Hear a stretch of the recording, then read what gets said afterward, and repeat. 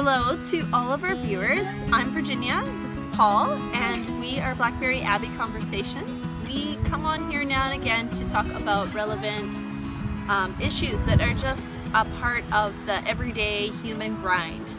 And so we are making a jump back onto this space because Paul in particular had some perspectives on the pandemic that is impacting our world today. We've been really used to a time of peace and an abundance for a long time, and we are now entering this era of uncertainty and a lot of turbulence. And so how do we collectively adapt to this new world? Yeah, this image of turbulence, I like that because I used to have a boat and I would go out in the ocean on the Pacific that's right about a mile from where we're sitting, and mostly it's a very tranquil place, but from time to time unexpected squalls and storms can come up and blow you all around. And that's a little bit what it's like in the world that I have grown up in. There have been really nice, pleasant times with sunshine and wonderful days where nothing seemed to go wrong. And now in the year 2020, we've seen the largest storm that I've ever seen before. And it's very much turbulence of the kind that hasn't happened since 1945 at the end of World War II.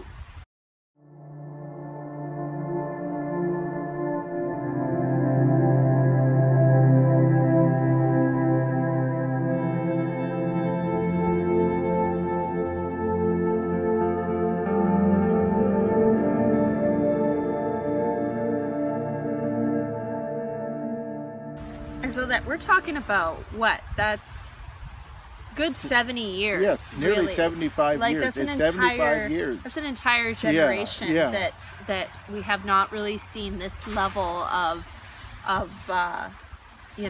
Peace and prosperity. The era I'm going to call that 75-year period from 1945 to 2020 the golden age, the most golden age that I think from reading history that anybody can remember. There have been previous golden ages in Greece and various other places mentioned in history, but never before has the world experienced such abundance, such freedom from disease, such increase in longevity, such harmony among nations. And now suddenly in a matter of 3 months, it's gone out the window. And it's really interesting. One of the things that I've considered in all this is that in my lifetime, I've and especially with the emergence of the internet, you suddenly get this wave of, it's not just like your circle of people that you interact with anymore. It's you've got the whole interweb of friends that are all across the world. You got the people that you wouldn't necessarily see on a day-to-day basis, but you kind of still know, but you get their thoughts on things. And so we're bombarded with so much more information than ever before. And so through that, I've deduced the messages that have been coming through is that the world is just like, we're just going to hell, right? And it literally is going to hell. Well, at this point, but I'm talking. That's a whole other thing. But I'm talking even pre-COVID. Pre-COVID, there was still almost like a lack of appreciation for where we had come to in the whole timeline of human history. Yeah. And yet now here we are thrown into this chaotic world that we're all living in. And now we're going, oh, well, hey, maybe we were doing okay there for a while. Yeah, actually, you raise a good point. I think the world was somewhat breaking apart, and there were stress symbols, signs that not only in the environmental front, but many other fronts, that things were not going as well as they ought to. Political trends and all sorts of things. But by and large, nonetheless, I'm going to say that in terms of what we can afford, when my father wore this hat, I'm wearing my father's hat, and he was born in 1906, and he lived until the year 2000. In his generation, if you owned two changes of clothes, you were doing well.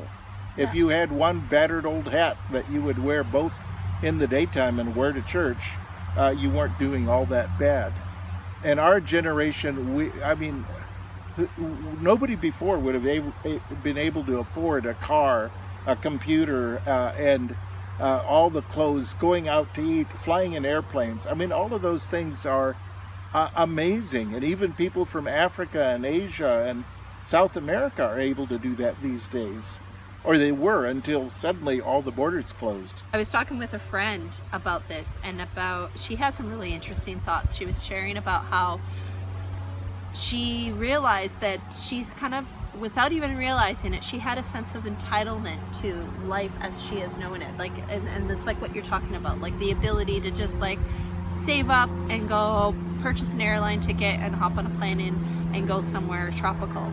The ability to like decide, hey, I need a new pair of earrings, or I need a new outfit, and go in and buying it. And you know, the ability to have all these different things, going out to eat, having a zillion different selections on the cereal shelf, you know, all of this stuff, like we've become so accustomed to that we've, without even realizing it, we've become almost entitled to it. And so now we're in this position where you go to the grocery store and hey, they actually don't have your favorite cereal. They didn't stock the cereal shelves because the order is behind, because everything's behind. And it's throwing us all off. I mean, like, cereal aside, like, it's just how everything is just shifted, and we're going, oh whoa, everything that used to be familiar, used to be my normal, used to be like, you know, my predictable, gave me a sense of like, I know what's going to happen next, security, all of that, that's been really, you know, tossed about. And so I think we have to really adapt with the times, and not place our ability to feel secure on these material things, because really then we enter the whole conversation of, hey, was that even sustainable? And as we know from a lot of recent conversations, just on a global level, that isn't sustainable. It's not sustainable in an agricultural sense. It's not sustainable environmentally. It's not sustainable economically. It's all just like, it's too much, right? So if anything, I mean, to keep the topic narrow, like, you know, we want to, I guess, address like how we can adapt to these times and recognize what our ancestors did to deal with hard times. Yeah. But we also want to be able to recognize what wasn't working in the old system and adapt to a new way. Well, I'd just like to mention one thing in terms of history. I read a lot of history, and I find it very instructive. And before the time period when I was born, I was the first of the baby boomers, born in 1946. Before my time, war and famine and economic depression were, or you could say starvation, were present in many parts of the globe. Most of the people living would be suffering from infectious diseases. Like before I was born, they had the Spanish flu of 1918. They had polio, malaria, many other things that were just coming in waves. And then they had wars. There were wars between all sorts of groups of nations, and the number of people dying from wars was horrendous. And then financial crashes, like the crash of 1929. But you can go back in history, and we think 1929 was the only one. But before 1929, they happened regularly. About every 4 or 5 years, there'd be famine. And you go back a little further in history, and bad times really meant there wasn't enough food on the table. Masses of people were dying of starvation, like at the end of the 1600s. There were 2 or 3 years of missed harvest in France, and 10% of the people would starve, and the rest of them wouldn't have much to eat. And all I'm saying is that's what I call turbulence. And our ancestors, my father and the generation before him, lived with turbulence much of the time. He lived with World War I, Great Depression, and then World War II. And if you roll back the pages of history, most of the generations before that had that kind of thing. I've been lucky. I went off to school on a scholarship. I get to buy and build a beautiful house. I get to retire instead of working out till I die. Although I do work, but I work because I enjoy it and I can do things I like. But our generation now, suddenly, with this COVID thing, I don't want to be a great pessimist, and I'm not. I'm somewhere between an optimist and a pessimist, but I think it's going to be 2 to 3 years, if we get a good vaccine, that life goes anywhere close to back to normal in the way that we want normal to be. It's not going to be in 2 to 3 months. So people are talking in 2 to 3 months we'll be able to go back. Well, that's just it, right? And so, I mean, all you can deduce out of this is that, okay, we are entering a period of intense hardship. However, on like, to bring it back to like what we, the kind of the theme of our show today is to go, okay, what can we learn from our ancestors? And I guess that the main thread is that we have to learn how to be resilient. We have to learn how to be adaptable. We have to get creative and develop new ways of managing this, right? Yeah. You know? Yeah. Well, I guess the first thing that you say is we need to become very adaptable. That's what our ancestors did for years upon years upon years, centuries, millennia. They had to. The armies would sweep across their nation, wipe everything out. There'd be massive recessions that would bankrupt entire families. Epidemics would come by, and half the people in the town would die. And yet they would rebuild. Yeah, they're survivors. We're they're all survivors. the product of survivors, right? So we have to survive, and then when we finish surviving, learn to thrive again. So that's really, it's like rebuilding, Yeah. rebuilding from the rubble. Yeah. Well, and that's a skill that we've sort of forgotten a little bit with this 75-year golden age, Yeah. where we thought it was a catastrophe if something we bought at the supermarket was a little moldy or old or stale. Yeah. Yeah, right. The kind of thing in the generation but before my father, people would live in real terms on incomes of $2 to $3 a day. This idea that each worker needs 50, 100, 150 or more dollars per day in order to live is a modern idea. If you look worldwide at the United Nations statistics, and they're very good statistics going back, I earn roughly 50 times more than my great-grandfather. Right. And to me it seems normal to me, but he thought his life was normal.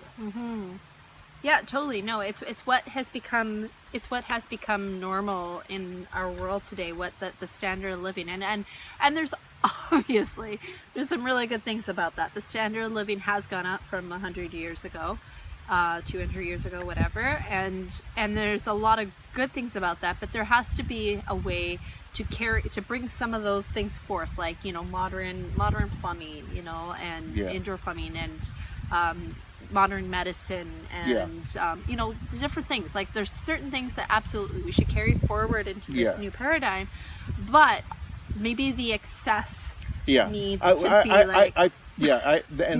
I agree with you. I mean, the harm to the environment of consuming at the rate we were consuming last year.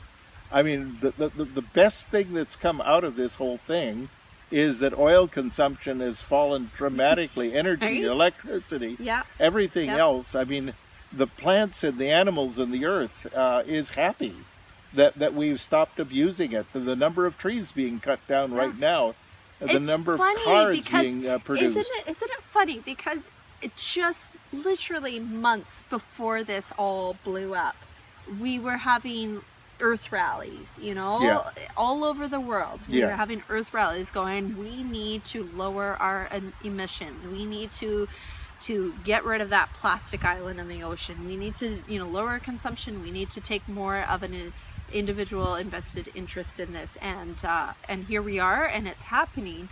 But it's still a shock to the system. Obviously, it happened very suddenly. I mean, very suddenly. people were saying, well, by 2030 or 2050, we need to reach this level. We reached it all in 3 months. Well, exactly. And I mean, the thing is like we have been saying, over the course of my lifetime, they're saying by this year we'll be reducing emissions, by this amount, and by this year, and it keeps every year. It's like, oh, by 2020 we'll reduce it by this amount, and whenever you approach those that part of that point on that timeline, it's like, oh, did we actually make much of a dent? No, we're still in the same. Yeah, no, it never boat, worked, right? But now, hey, there has been some significant change made, and I think the important thing in all of this is that we are all, doing what we can, obviously, to take care of our neighbors, to take care of ourselves, to we're all trying to do our part for the most part, I think.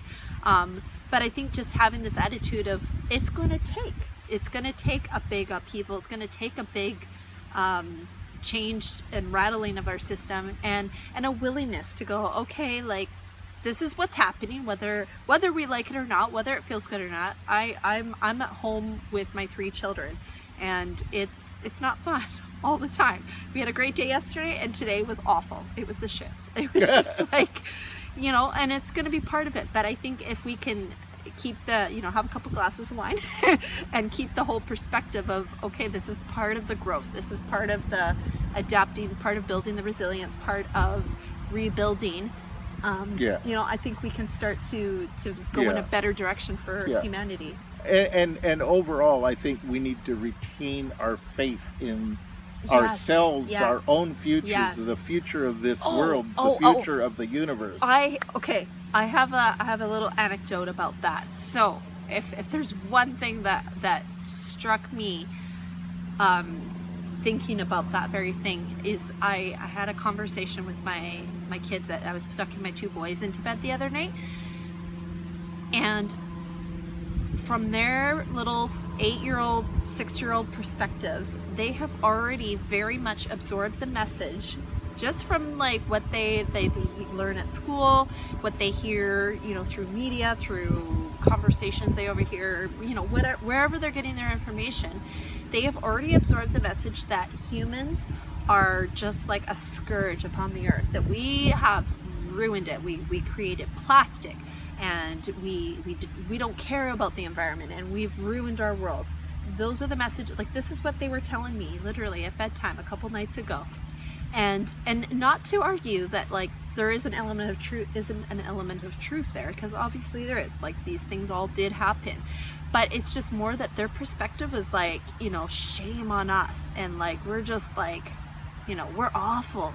And I think what you're saying, like, is something that I really am really passionate about promoting, is this message of being really optimistic and hopeful for our future, and believing in our ability to turn things around and to do better, because really it's what, we can't change, the laws. We can't change their overall, system right away, but we can make changes in our own consumption behaviors. And this is what I was talking about with my kids. I was like, okay, so yes, there are things that a bunch of people and companies decided on together, and we did make things, and we like plastic, and we didn't care about the people back then didn't care about the long-term impact. But here's what we're doing today. Here's what our family is doing. We're trying to pick up litter from the beach. We're trying not to eat too much meat. We're trying to recycle everything that we can. We grow our own food. We grow some of our own food, not all of our own food. That's the dream. Yeah, there's food growing behind There's food growing behind us, yeah. And so I reminded them of what we are doing to try to make our world a better place. And I think it's so important that we are empowering ourselves and this next generation on what the good things that we are doing, because there's so much focus on how we've just ruined everything, how we've just been horrible to our earth, and I think we really need to shift the focus to what's the good stuff that's happening, what's the proactive measures that are being taken to turn this ship around, and to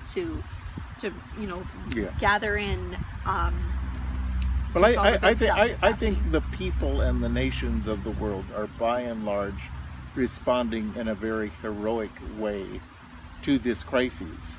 as they've responded in generations gone by to other crises. Some people have indulged in name calling, Americans or Always. Chinese, Always. blaming each other, Yep. saying we were the cause of the virus or whatever.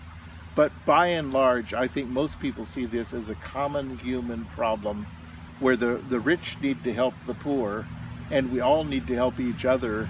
Just for our viewers who are watching, you might not know this, but Paul and I live on the same property. And so we part of more the or same less community. are part of the same, like breathing the same germs and all of that. Yeah. So we've done, we do what we can to isolate ourselves and to take precautionary measures if we have to go to the grocery store and whatnot. But just so that's a clear Yeah, we are within message. one. We're in our little one community. We're in our of, little bubble. of about 8 or 9 people living on one property of 2 acres in Yeah. 2 houses. Exactly. But just, I could see that being a question. Like, Yeah, well, you yeah. guys are not sitting 2 meters Yeah, apart. well, when I go to the butcher shop, I've got my mask on and I'm staying back. We are observing the directives, and I think it is starting to work. So I'm glad about that. Yeah, it seems like it in BC anyway. So anyways, these are just some of the ideas that we wanted to share and just put out there, because this is obviously just this is a very new experience for us all, and we all have questions. We all are trying to figure out how to do this. But I think that there's a lot of hope. I think that there's a lot of intelligence, a lot of creativity that is coming out of this. And I think it's just all about what we decide to do with it, really. And I recommend thinking about what your parents and grandparents told you is important in this world. Like my parents emphasized honesty and frugality and many other virtues. And you can go back and find these in stories from 100 or 200 years ago, or even 1,000 years ago, because humanity have been facing turbulence throughout our history. Yep. And this is not new, but it is survivable, and we can learn and we can prosper at the end of the day if we're prepared to face it in the best way. Yes, like if there's one thing that I cling to with like everything, is that I just will not accept that this is the end of humanity, that after this is now their downward slope to Armageddon, to mass destruction. I cannot get on board with that. I know so many people that's just where they're fixed, and I get it. Like, I totally get it. I have the ability to see I'm a Libra. A lot of viewpoints. I can see it from both sides very well, but it just, what does that do for you? It just breeds fear, and when you have fear, that's a lack of creativity, there's a lack of innovation, there's a lack of adaptability, a lack of resilience, and that's not what we need. Like, we need people who are fighting, who are not fighting in the sense of violence, but fighting in the sense like let's figure this out. Let's not just kind of lay down and surrender. Fighting our social destruction. But fighting with optimism, not fighting like, oh, I'm ready to like get my my gun out and I have my stockpile of reserves and I'm going to go into hiding. Like, no, that's surrendering to this fear, to the dark forces, right? Yeah. And like, just no. So I hope that we can all come out of this with a lot of strength that's recaptured, and a lot of hope, for our whole species. Good. Well, I think that's not too bad a note to end on. I'm very happy wearing my father's hat again. It reminds me of him, and the size of the hat that fit him perfectly also fit me perfectly. So he had a big head like I do. I don't mean that in a sense of pride, but just how he grew. All right. Well, thank you so much for watching, and if you have any thoughts to share on this, like, we'd love to hear them. We'd love to engage with you, and just hope you're staying well wherever you are.